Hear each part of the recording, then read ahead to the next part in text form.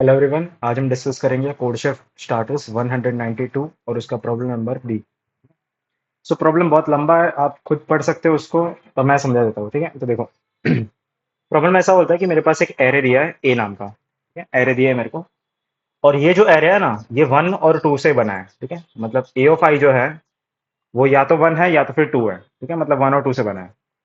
अभी उसने ऐसा बोला है कि अपन कोई भी आई और जे के पैर चूज कर सकते हैं, और A of I and A of J, इन दोनों का जो सम है वो इवन होना चाहिए। उन्होंने ऐसा बोला है। The black board is said to be good if for every pair of indices I and J the sum I and J is an even number. I plus I, A of I and A of J is an even number. इसका मतलब क्या है? देखो, array दिया है मेरे को, मैं कोई भी दो इंडेक्स चूज कर सकता हूँ, ठीक है। सो मान लो मैंने ये इंडेक्स चूज की और मैंने ये वाले इंडेक्स चूज की। अभी मैं ए ऑफ आई और ए ऑफ जे को ऐड करूंगा, ठीक है। तो इन दोनों को मैंने ऐड किया, और ये एक इवन नंबर होना चाहिए, ठीक है। इवन ही होना चाहिए। अगर ऑड है तो ये नहीं चलेगा, और ऐसा आपको सारे पेयर्स के लिए करना पड़ेगा। इसका मतलब क्या है? ए ऑफ आई और ए ऑफ जे, ये इसका सम इवन होना चाहिए, इन दोनों का सम इवन होना चाहिए, इन दोनों का सम इवन होना चाहिए। फिर मान लो आई इधर है तो इन दोनों का सम इवन होना चाहिए, इन दोनों का सम इवन होना चाहिए। फिर मान लो आई इधर है तो इन दोनों का सम इवन होना चाहिए।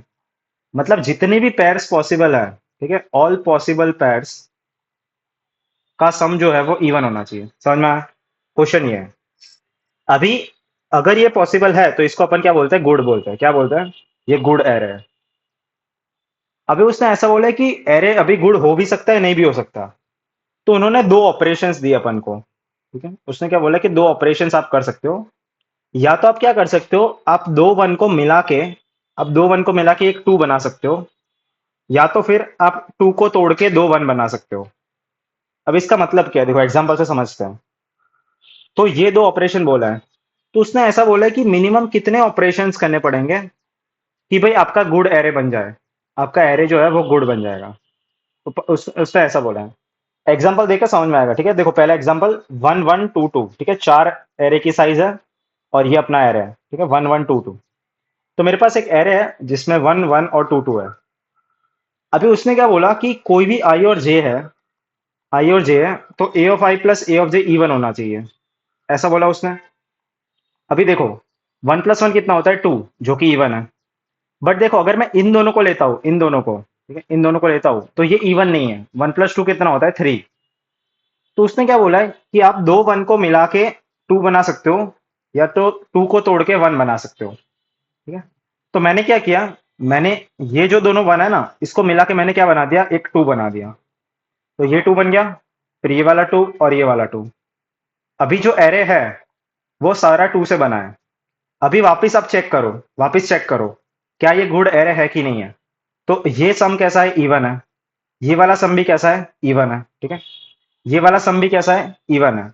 समझना? तो सारे सम इवन है। तो ये कैसा एरे है? ये गुड एरे है। समझ में आया?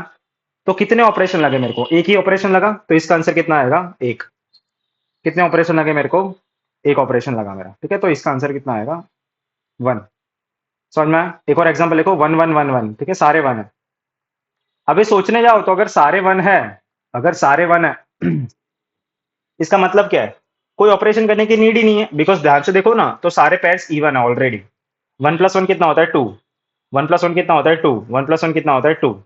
फिर ये वाला 1 + 1 2, ठीक है। ये भी कितना होता है? 2। ये भी कितना होता है? 2। तो सारे जो पेयर्स हैं वो ऑलरेडी गुड है। तो कितने ऑपरेशन लगेंगे? Zero operation. समझ में आया? तो इसका आंसर कितना आएगा? जीरो आएगा। समझ में आया? तो लास्ट एग्जांपल भी देख लो। ये है, देखो, 1 2 2 1, ये 1 2 1 2 1, ठीक है। तो मेरे पास एक एरे है जिसमें है 1 2 1 2 और 1। अभी ध्यान से देखो तो क्या कर सकते हैं इसमें? ये गुड एरे बिल्कुल नहीं है, ठीक है। ये गुड एरे बिल्कुल नहीं है। कैसे? बिकॉज अगर आप इन दोनों का सम देखोगे तो ये ऑड है, इवन नहीं है ना। फिर अगर आप इन दोनों का सम देख लो, या तो फिर इन दोनों का सम देख लो, तो ये गुड एरे बिल्कुल नहीं है। तो मैंने क्या बोला कि ये जो टू है ना, इसको मैं दो हिस्सों में तोड़ दूंगा, ठीक है। इसका मैं 1 1 बना दूंगा, और ये जो टू है इसका भी मैं 1 1 बना दूंगा। तो अब ध्यान से देखो तो पूरा एरे है ना, वन से बन गया है, ठीक है। इसका मैंने 1 1 बनाया, फिर ये वाला वन, फिर ये दो वन, और फिर ये वाला 1। तो अभी ध्यान से देखो तो पूरा एरे 1 से बना है, तो ये कैसा एरे है? ये गुड एरे है। समझ में आया? ये कैसा एरे? Good array. बिकॉज सारे जो सम्स है, सारे सम्स कैसे है? इवन है। समझ में आया? तो कितने ऑपरेशन हुए? मेरे को 2 ऑपरेशन लगे, बिकॉज इसको मैंने 2 हिस्सों में तोड़ा, इसको भी मैंने 2 हिस्सों में तोड़ा। ठीक है? तो देखो क्वेश्चन काफी सिंपल है। अभी अप्रोच कैसे फाइंड करेंगे? ठीक है, तो अप्रोच कैसे मिलेगी सोचो। मेरे को एक चीज पता चली कि अगर एरे में 1 और 2 दोनों पॉसिबल है, अगर 1 और 2 दोनों एग्जिस्ट करते हैं, तो ये वाला जो एरे ये कभी गुड हो ही नहीं पाएगा। सोचो, ध्यान से सोचो। अगर मेरे एरे में 1 और 2 दोनों एग्जिस्ट करते हैं, कहीं पे भी फर्क नहीं पड़ता, इधर पड़ा है या इधर पड़ा है, फर्क नहीं पड़ता, कहीं पे भी पड़ा है, बट अगर दोनों एग्जिस्ट करते हैं तो ये कभी गुड नहीं होगा, बिकॉज दोनों का सम कितना होगा? 3, जो कि ऑड है। तो मेरे को पता चला कि मेरे को या तो 1 को एलिमिनेट करना पड़ेगा, या तो मेरे को 1 को एलिमिनेट करना पड़ेगा, या तो 2 को एलिमिनेट करना पड़ेगा। ठीक है, मतलब सारे 1 को एलिमिनेट कर दो, ऑल मतलब सारे एलिमिनेट ऑल वंस, या तो ऑल टूज, सारे 2 को एलिमिनेट करना पड़ेगा। तो केसेस कौन से अवेलेबल है? देखो, पहली चीज कि मान लो मेरे जो वंस है वो इवन है। अभी देखो सारा केस 1 का है, सारे केस 1 का कैसे है? अगर मैं सारे 2 को एलिमिनेट करता हूं, ठीक है, दो ही केस पॉसिबल है, केस 1 और केस 2। केस 1 बोलता है कि एलिमिनेट ऑल वंस, ठीक है, एलिमिनेट ऑल वन। और केस बोलता है कि एलिमिनेट ऑल टू, मतलब सारे 2 को आप हटा दो, मतलब 2 को तोड़ के आप 1 और 1 बना दो। तो एक 2 को तोड़ोगे तो कितने ऑपरेशन लगेगा? एक ऑपरेशन लगेगा। एक 2 को तोड़ने का कितना ऑपरेशन लगता है? मेरे को एक ऑपरेशन लगता है। ठीक है, तो अगर मान लो मेरे सारे टूज है, तो कुछ करने की नीड नहीं है। अगर सारे टूज है तो कुछ करने की नीड नहीं है। अगर थोड़े 1 आ जाते हैं, ठीक है, अगर थोड़े 1 आ जाते हैं, तो मैं क्या करूंगा? इस 2 को तोड़ के मैं 1 और 1 बना दूंगा। ठीक है, तो मैं ऐसा बोल सकता हूं, जितने नंबर ऑफ टूज है, जितने नंबर ऑफ टूज है, उतने ऑपरेशंस लगेंगे। ठीक है, ध्यान से देखो, 1 1 1 1 1। इसमें कितने टूज है? 2 टूज है ना, तो ये दोनों 2 को तोड़ के मैं 1 1 बनाऊंगा ना, तो कितने ऑपरेशन लगेंगे? 2 ऑपरेशन। मतलब जितने टूज है उतने ऑपरेशन मेरे को लगेंगे। ठीक है, तो केस 2 तो बहुत सिंपल है, जितने 2 है उतने ऑपरेशन लगेंगे। फिर केस 1 देखो, केस 1 थोड़ा अलग है। केस 1 क्या बोलता है कि एलिमिनेट ऑल 1। अभी ऐसा पॉसिबल है कि 1 मेरे इवन है, ठीक है, इवन नंबर ऑफ वंस है, तो दोनों को जोड़ के मैं 2 बना सकता हूँ। इन दोनों को जोड़ के मैं 2 बना सकता हूँ, अगर इवन है तो। बट अगर ऑड है, अगर ऑड है, ठीक है, मान लो 3 ही 1 है, तो मैं कुछ नहीं कर सकता इस केस में। No, not possible.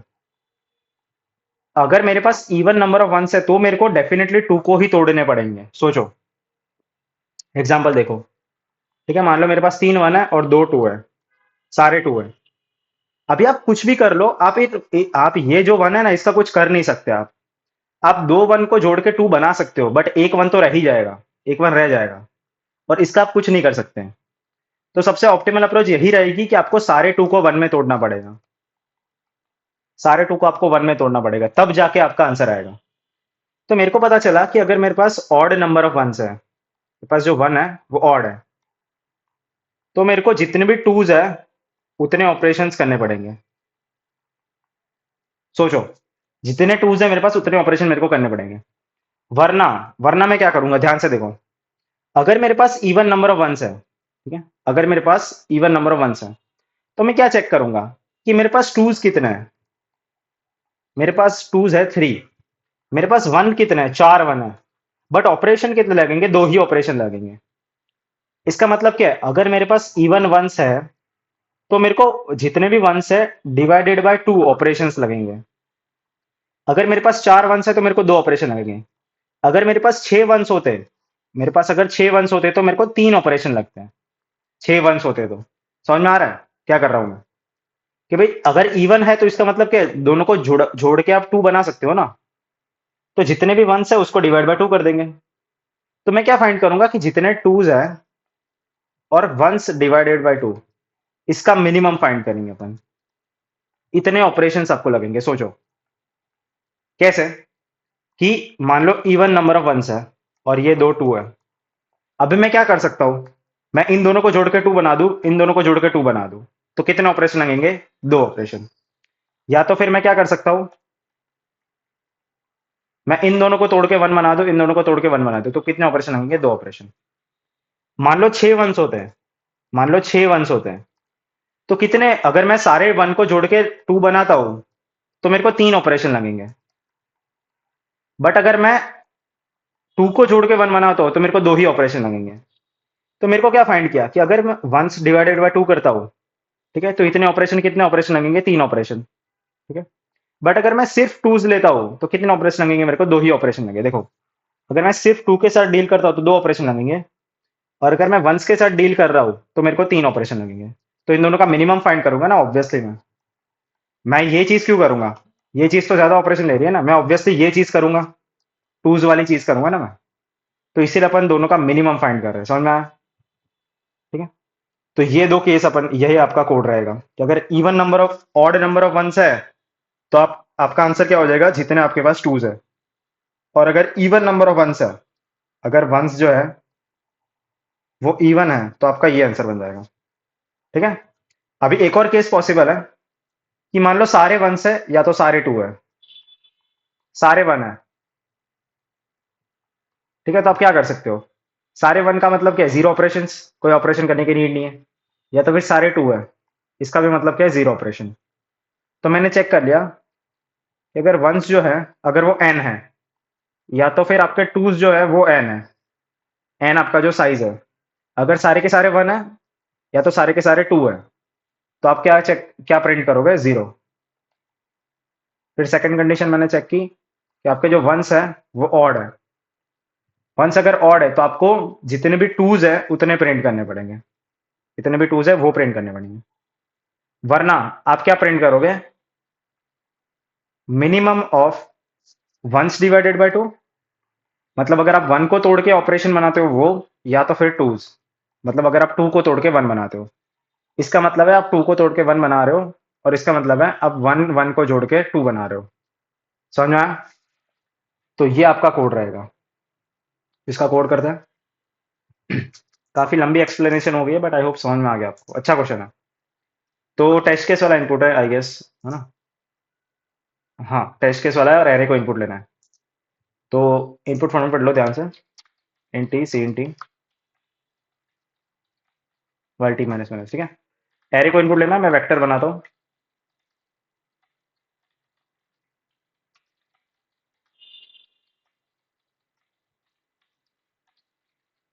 ठीक है, सो एरे, एरे बन गया। अभी मेरे को क्या चाहिए? मेरे को वन चाहिए और टू चाहिए, तो मैं वन को काउंट करूंगा और टू को काउंट करूंगा। ठीक है, तो एक्चुअली क्वेश्चन काउंटिंग का है। तो मैंने लूप लगाई। मैंने क्या चेक किया कि अगर ए ऑफ आई वन है तो मैं वन को बढ़ा दूंगा, वरना मैं टू को बढ़ा दूंगा। ठीक है, तो वन और टू को काउंट कर लिया मैंने। अभी मेरे पास तीन कंडीशन थी। पहली कंडीशन क्या बोलती है कि अगर मेरे वंस एन है या तो फिर टूज एन है, इसका मतलब क्या है? इसका मतलब है entire array is same, entire array elements are same. मतलब पूरा एरे का एलिमेंट जो है वो सारे सेम है। तो उस केस में मैं किसको प्रिंट करूंगा? जीरो को। कोई ऑपरेशन करने की नीड नहीं है। इसका मतलब क्या है? आपको जीरो ऑपरेशंस करने पड़ेंगे। ठीक है, नो ऑपरेशंस नीडेड। ठीक है, कोई भी ऑपरेशन करने की आपको जरूरत नहीं है। फिर सेकंड कंडीशन क्या बोलती है? अगर मेरे जो वंस है, अगर वो ऑड है, अगर वो ऑड है, इसका मतलब क्या है कि मैं वंस वाला ऑपरेशन नहीं कर सकता, वंस ऑपरेशन नॉट पॉसिबल। तो फिर आपको क्या प्रिंट करने पड़ेगा? जितने भी नंबर ऑफ टूज है। ठीक है, we need to distribute, divide कर सकते हो, डिवाइड टू इंटू वंस। मतलब जितने भी नंबर ऑफ टूज है उतने आपको ऑपरेशंस करने पड़ेंगे। ठीक है, इसका मतलब है जितने भी नंबर ऑफ टूज है उतने ऑपरेशंस आपको लगेंगे। ठीक है, वरना आप क्या प्रिंट करोगे? Minimum of ones divide by two और सिर्फ टूज। ठीक है, इसका मतलब है आप फाइंड कर रहे हो minimum of the two types of operations. ठीक है, जितने भी दो टाइप के ऑपरेशन है उन दोनों का अपन मिनिमम फाइंड कर रहे हैं। तो रन करता है। ठीक है, सो 102 सबमिट करता है। समझ में आया क्या कर रहे हैं? एक तो ये वाला केस भी खतरनाक है। ठीक है, इसको आपको ध्यान से याद रखना है कि अगर सारे के सारे वन है या सारे के सारे टूज है तो क्या करेंगे। अभी जावा का कोड करेंगे। सो टेस्ट केस वाला इनपुट है, सबसे पहले स्कैनर ऑब्जेक्ट बनाते हैं।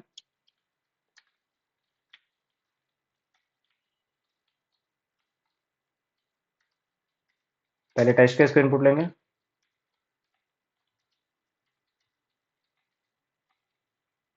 ठीक है, एरे को इनपुट लेना है देखो, तो सबसे पहले एन को इनपुट लेंगे, फिर एरे बनाएंगे, फिर एरे को इनपुट लेंगे।